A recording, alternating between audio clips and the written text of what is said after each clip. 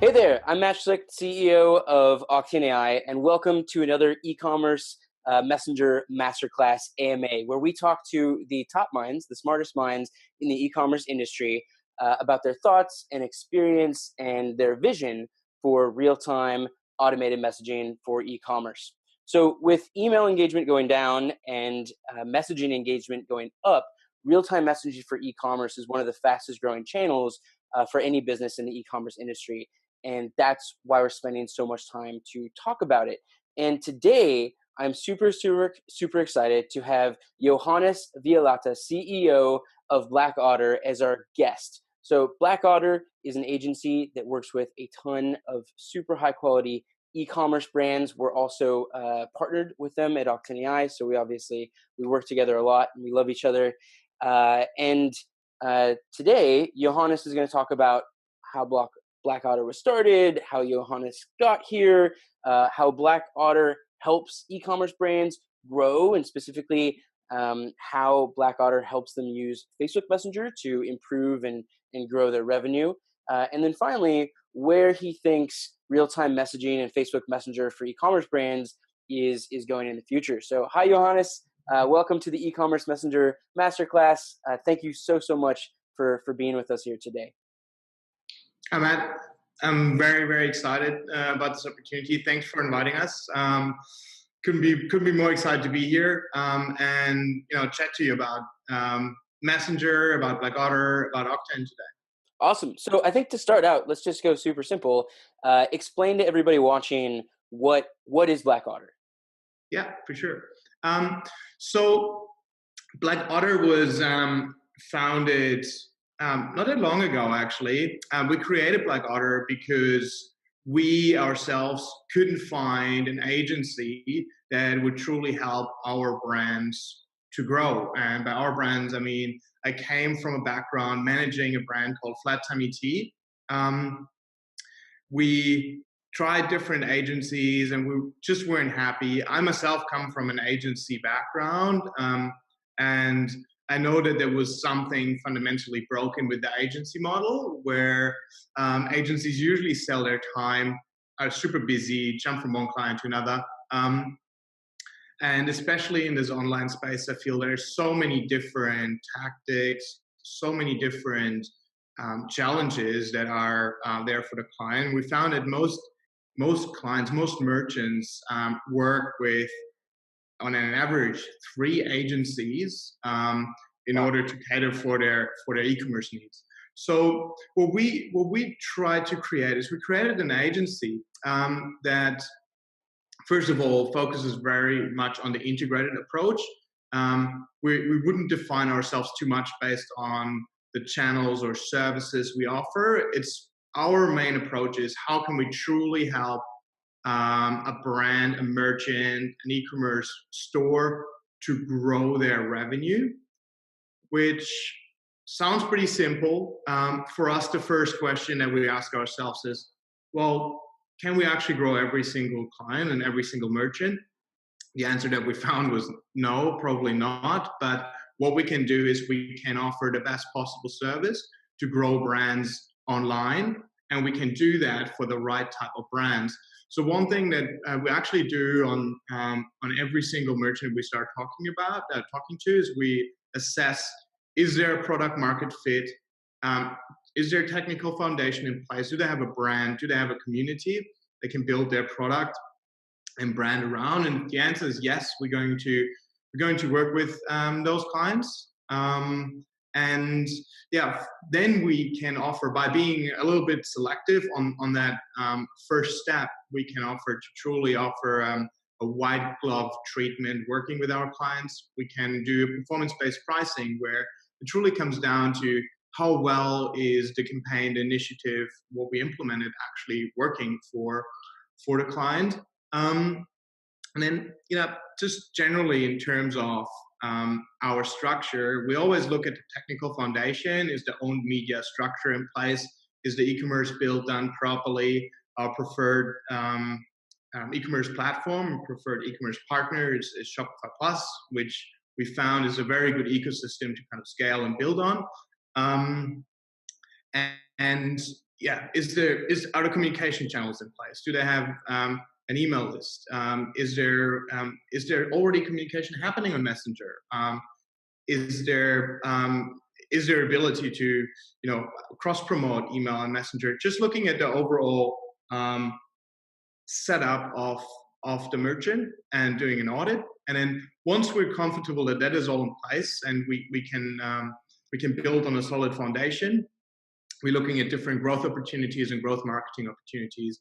And that starts usually with demand generation, starting to drive traffic to the site. Our preferred strategy there is, and totally depends on the client and varies on the client, but we do like influencer marketing as a awareness driver, and we have an influencer marketing database of 75,000 influencers. Wow. And can deal with those influencers at a cost advantage because we've been working with them and building that influencer database over the last 3 years.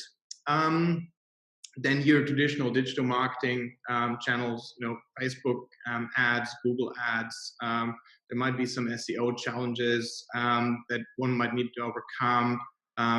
Your social media marketing, affiliate, even if that is something that works really well in the vertical for that client. So that's the second part, just the demand generation and the growth marketing. And then for more sophisticated merchants and merchants that are kind of tapped into all those what we call kind of technical foundations and the growth marketing basics, it often comes down to finding new innovative approaches and starting to geek out a little bit, find new opportunities on how to grow and new channels that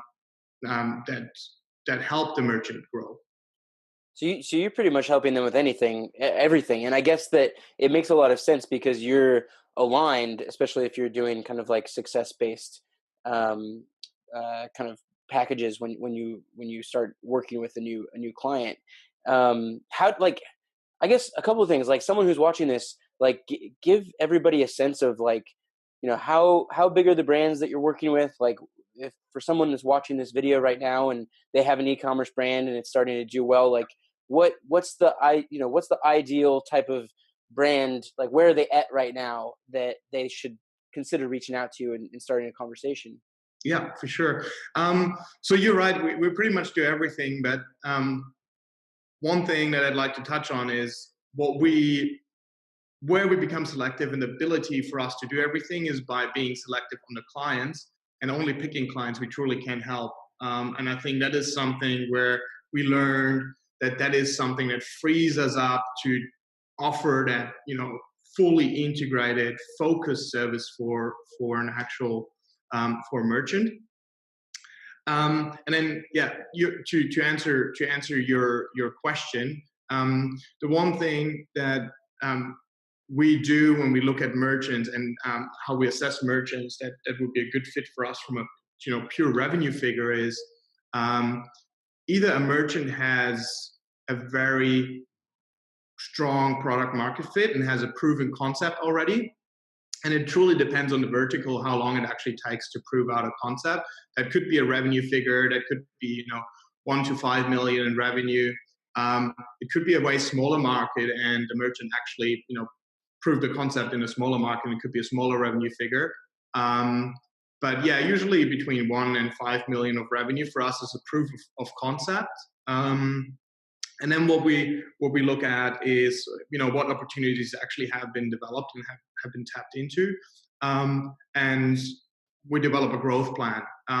So one of the brands that we always like to highlight as a case study is Flat Tummy, which we grew by 4x over a period of 1 year. That was, obviously a lot of marketing resources put behind that in order to achieve that growth. We learned a lot doing that. But the one thing that we're most proud of is that we've actually been able to grow businesses profitably. That initial step and that initial push usually comes with a bit of a risk to the merchant. They just need to put a little bit of money behind it. So that's another criteria. If a merchant feels like we we'd rather want to do it organically, and we don't want to step too hard on the gas. That's great, but that we can help on the acceleration. We can help navigating mistakes on the growth that we might have made, some we already avoided in the past. But we just can help to de-risk the growth for the right merchant. Yeah. And then what's like a typical, like, for someone who's thinking about, like, maybe I'm at a good point, I'm doing like 1 million plus a year right now, and I'm thinking of, like, accelerating this. Are you looking at like $5,000 a month minimum for like, if you're going to start doing ads, like 10,000 a month? Like, what kind of budget should people start to think about? Yeah, that again comes a little bit down to what needs to be done with the merchant. But for us at this point in time, we're looking at, and that includes media spend, especially with influencer marketing. So media would be rolled into. We're looking at somebody that is willing to commit around $30,000 on marketing at least. Got it. Cool. And so you work with these companies on everything basically, and you've had a ton of experience personally before you got into this and running your own agency. Like, how did you originally get into e-commerce, and like, why was e-commerce at all? There's a lot of things you can do in the world. And I think e-commerce is super interesting. I think that, like, where we're at right now as an industry is nowhere near compared to where it's going to be, like, 3 years, 5 years, 10 years. I think it's really easy to look at the growth of e-commerce and think that we're at the end of it, but I think we're right at the beginning of it.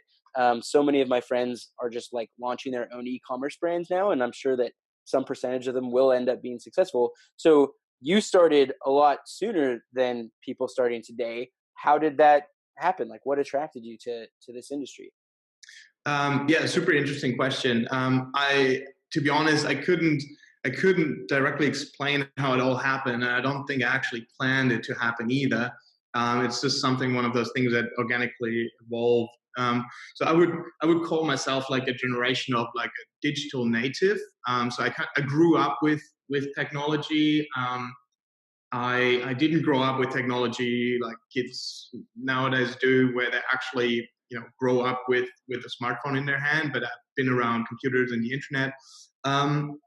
And I was quite fortunate in high school. I had a teacher that taught web design and HTML. I was around 13 back then, and that was actually, I think, the year or a year before Google launched, but nobody heard about Google or Facebook at that point. And then I found it quite interesting that you could put something in a text editor, and something functional and visible actually comes out of that.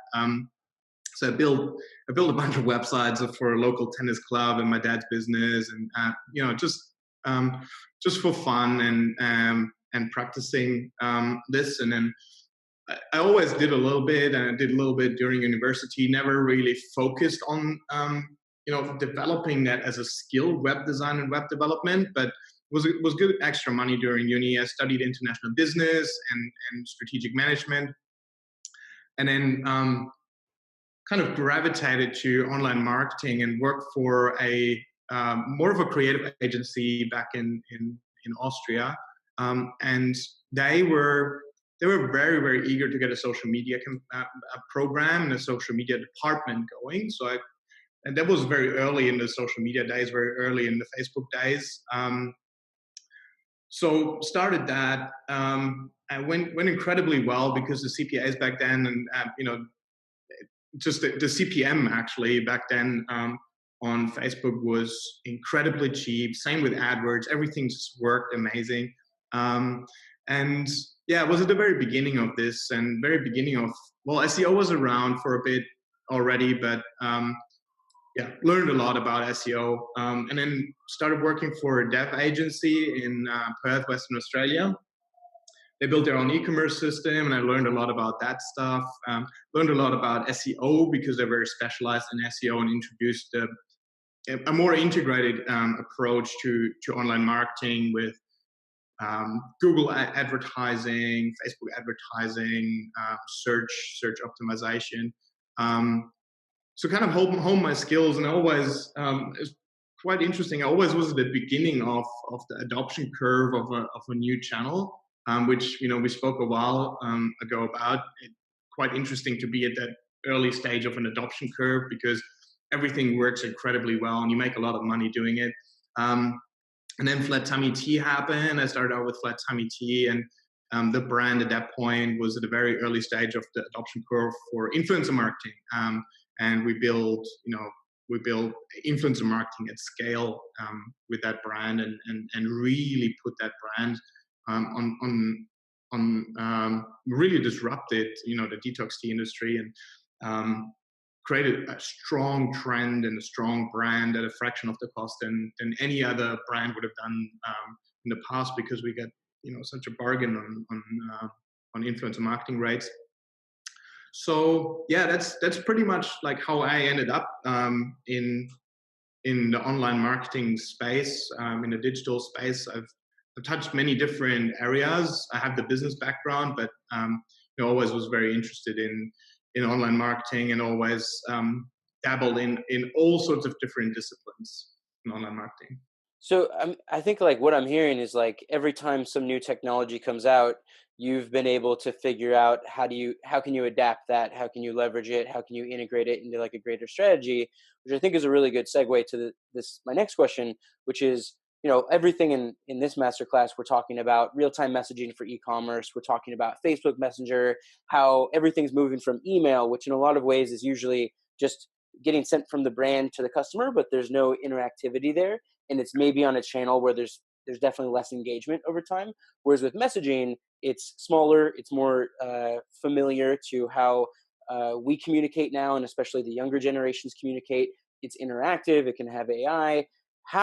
How are you using Facebook Messenger as a channel with your clients right now? And like, how do you think about that? Like, how would you explain it to somebody watching? Like, what are the benefits? Like, what is exciting about chatbots and real time messaging for e-commerce? Yeah, I'm super excited about Messenger in general.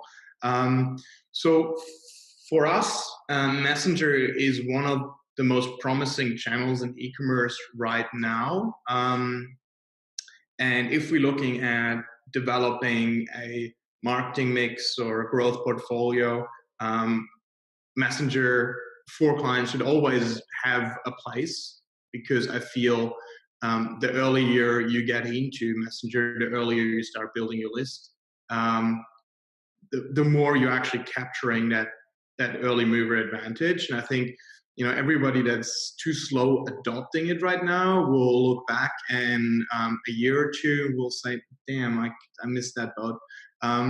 So that's how we're looking at Facebook Messenger.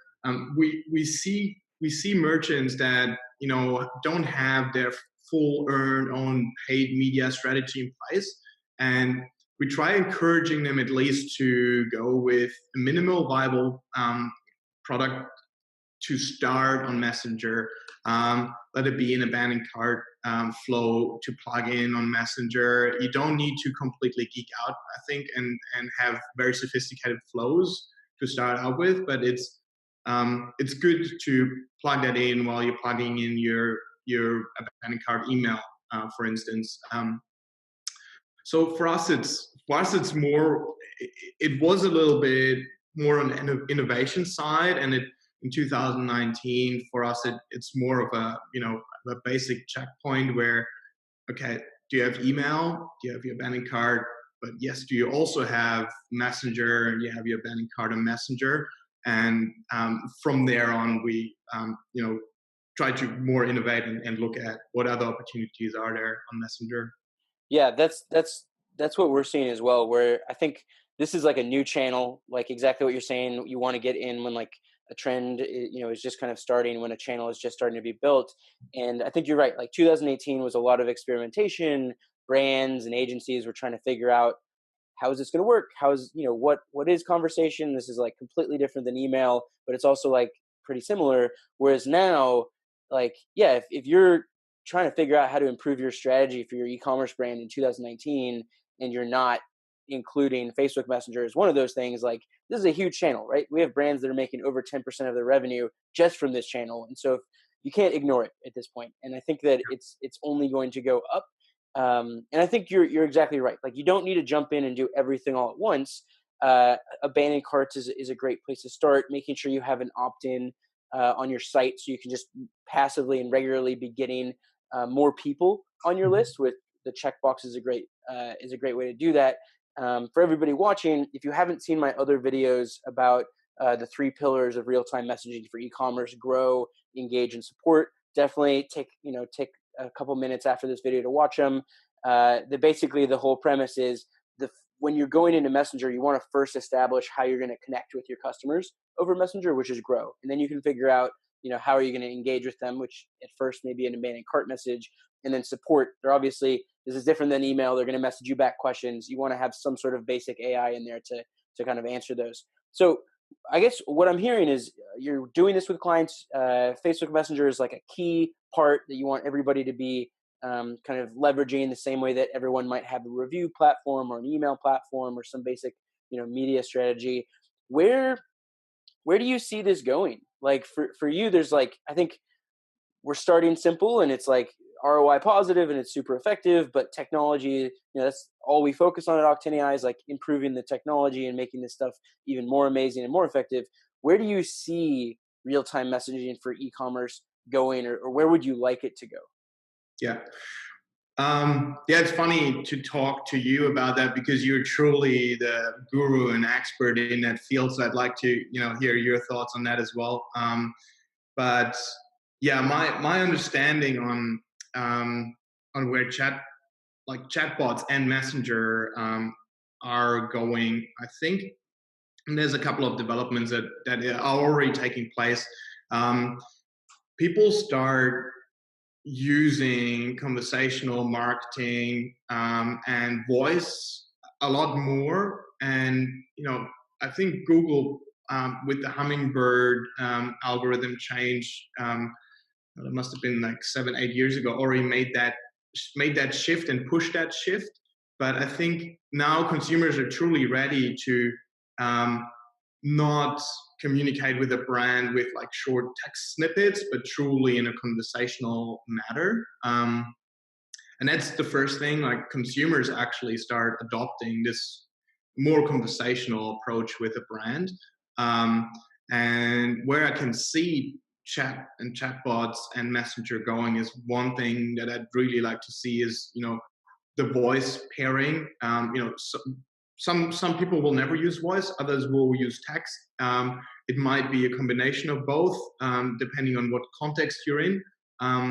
But that's one big thing that I can see. The other thing that I like to see is with Messenger as an actual platform and communication platform. It feels a lot richer in terms of the communication than email.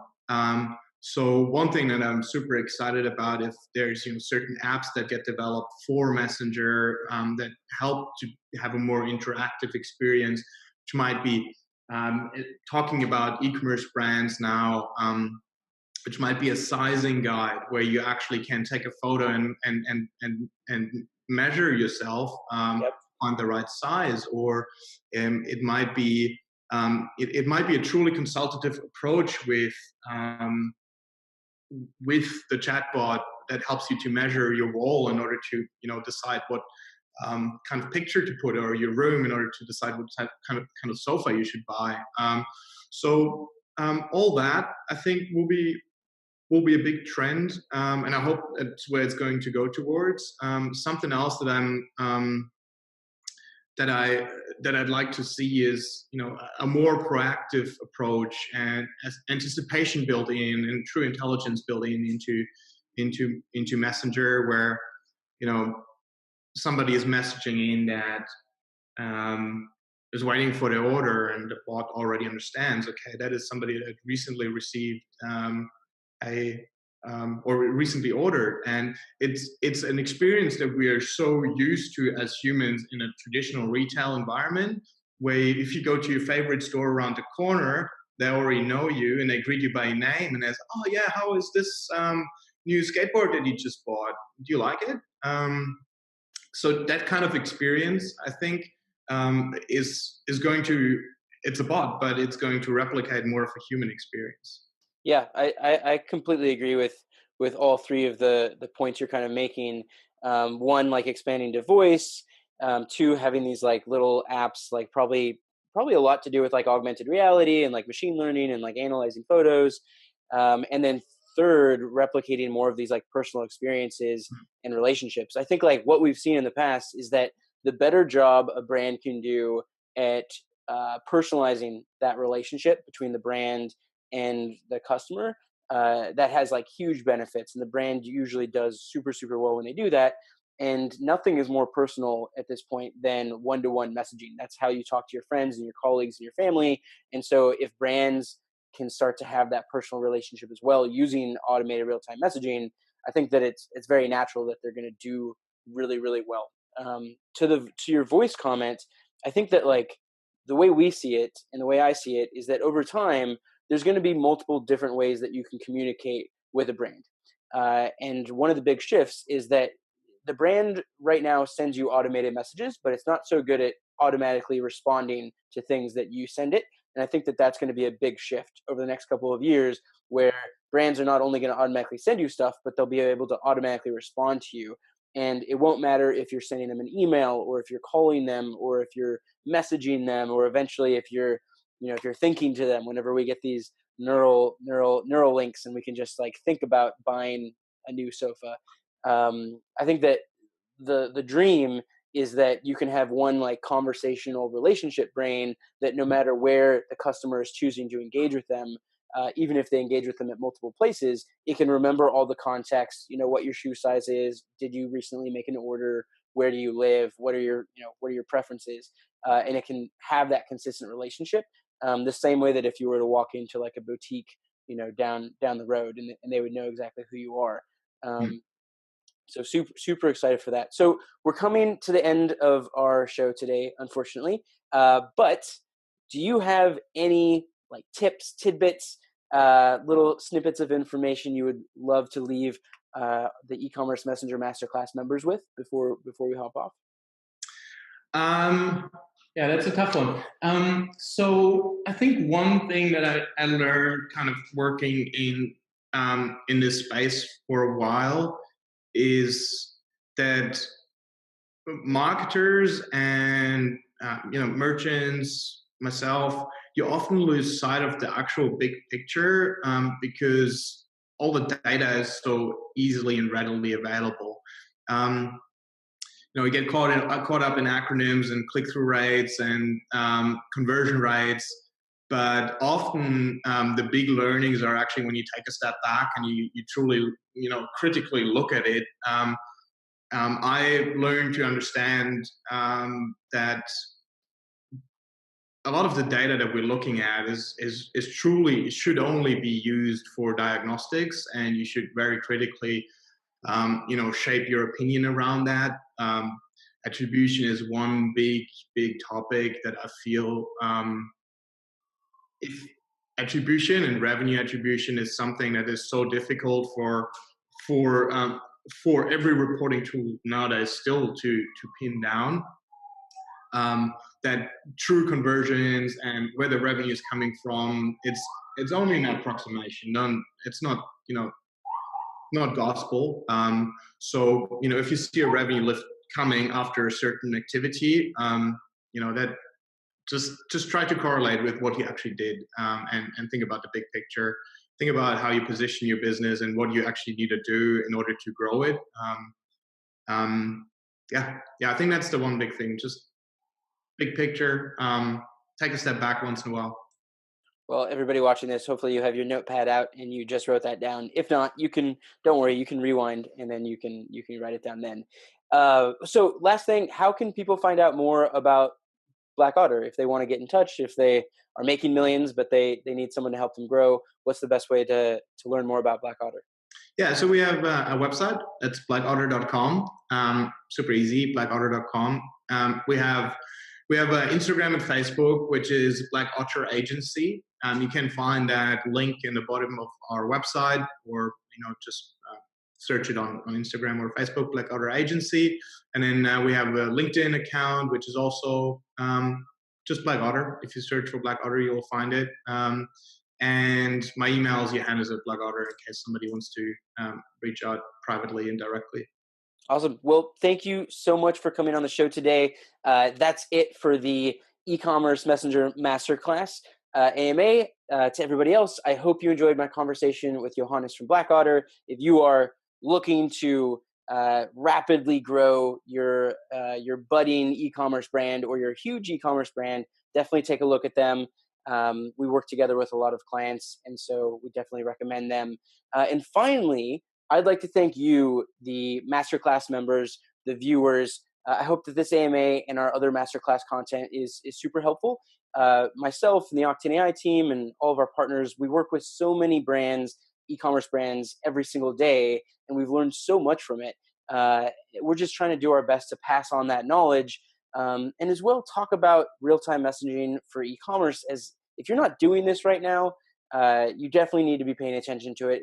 The fastest growing channel, and these videos should help you figure out what your strategy should be. So hopefully you found these valuable. So enjoy the rest of your day, and keep working super hard to grow your e-commerce business. Thank you, everybody.